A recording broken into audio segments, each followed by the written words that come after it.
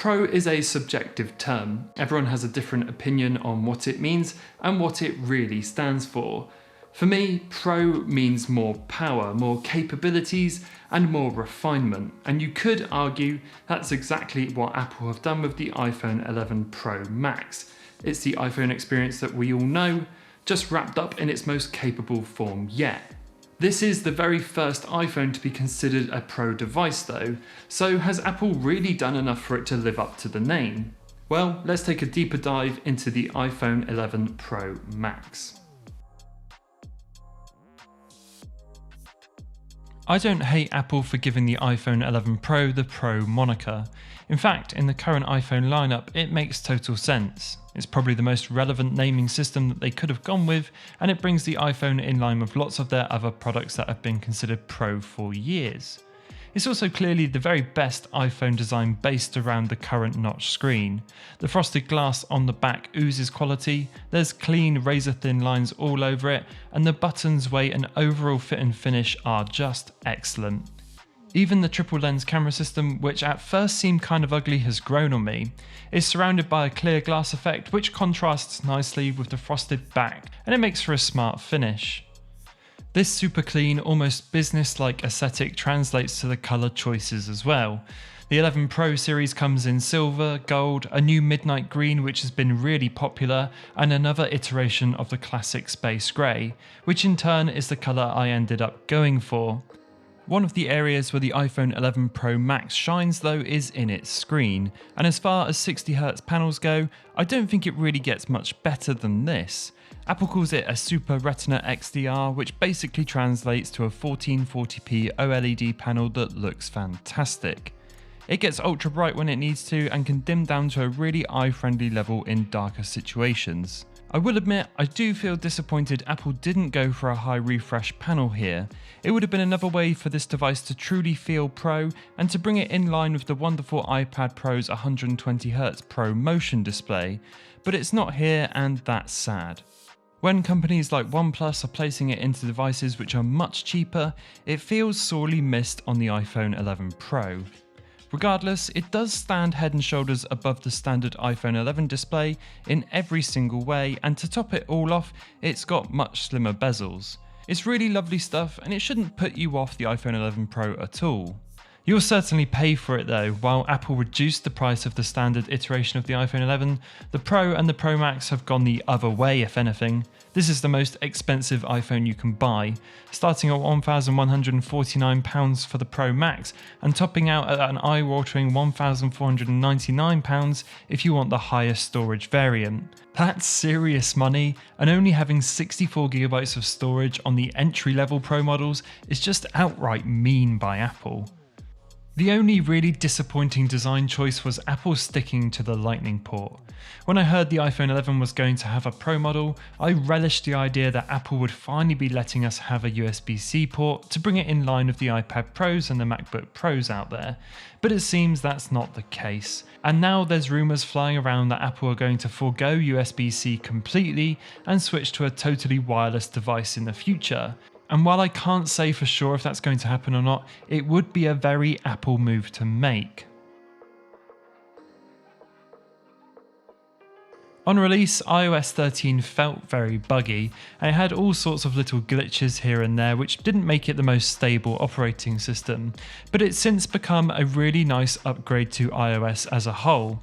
If you use an iPhone, you'll already know about the main features like dark mode, the new swiping keyboard, and the improvements to built-in apps such as reminders and photos.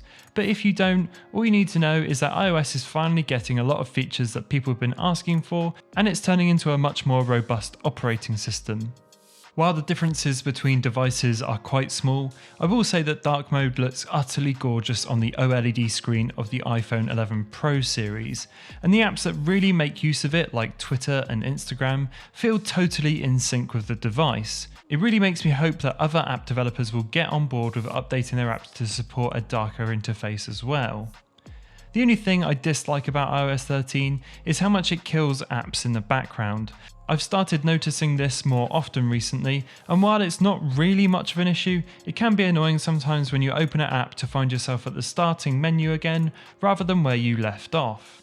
The A13 Bionic chip, though, utterly destroys iOS. The iPhone 11 series has speed on tap, and it never ever feels like you have to wait for anything, making it feel like you just glide through the software. It's fantastic, and the power sitting in that A13 chip, combined with Apple's reputation for keeping devices up to date for years, will mean the phone will stay speedy and relevant for a long time. Long and short, if you like how iPhones work and get on well with iOS, then you'll love the software experience here. But if you've been an Android user for a while, I don't think there'll be enough here to make you change your mind. I mentioned in my standard iPhone 11 review that it's got its funk back in regards to the camera, and that just rings ever more true with the iPhone 11 Pro series. There's 3 cameras on offer for the first time in an iPhone here. The standard wide, an ultra wide and a telephoto. The standard wide is still the best quality of the 3 and is arguably the most important of the lot, but Apple does do a great job of matching them. I must admit, coming from the standard iPhone 11 model, it's nice to have the telephoto lens again so I can zoom in without losing any quality. Night mode makes its debut appearance here too, and it's really quite excellent. I've been able to get some shots that are genuinely surprising given the available light, and of course portrait mode returns better than ever. Video is similarly excellent. Apple has had a lead in smartphone video for a few years now, and the iPhone 11 Pro just strengthens that position. Video is so good here you can suspend your disbelief it came from a phone. It's incredibly stable, colours are punchy without being garish, and the footage, which can go all the way up to 4K 60p, is just really usable. The camera experience here is just outright fantastic. Apple put a lot of effort into upgrading them this time, and it really shows. I would say that with this suite of upgrades across the board, it's impossible to be disappointed with the iPhone cameras this year. Next to the camera, the biggest update to the iPhone 11 series is the battery life. At the cost of a slightly thicker body, Apple have squeezed in a better battery, and combined with the A13 Bionic chip, it makes for an absolute battery powerhouse. I literally can't kill this thing in a day. I've never been lower than 40% on a phone after a full day of use, and usually I'm only charging it once every 2 days. As usual though, battery life is really heavily dependent on the user, so your mileage might vary. Although I am confident even in your most punishing battery days, the iPhone 11 Pro Max will see you through no problem at all. Mercifully, Apple have also decided that if you're buying an 11 Pro, then you should get a fast charger in the box. Despite other manufacturers doing this for like years and years and on much cheaper devices, it's still a really welcome change, and I really hope in 2020 Apple take that forward across all of their devices.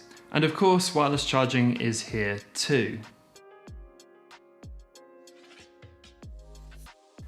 It's clear to see the real focus of this phone was to upgrade the camera, to upgrade the battery life, and to give the processor a boost.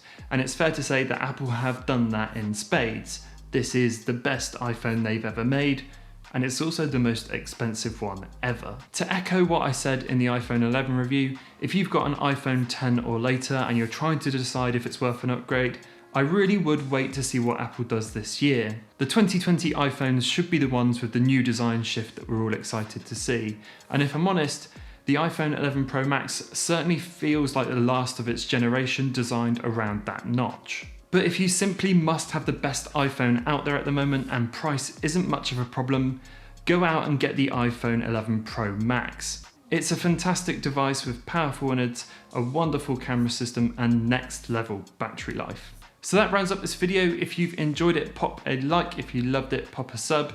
If you have an iPhone 11 Pro, let me know which one you got in the comments below. I always like to hear that, and I will see you all in the next one.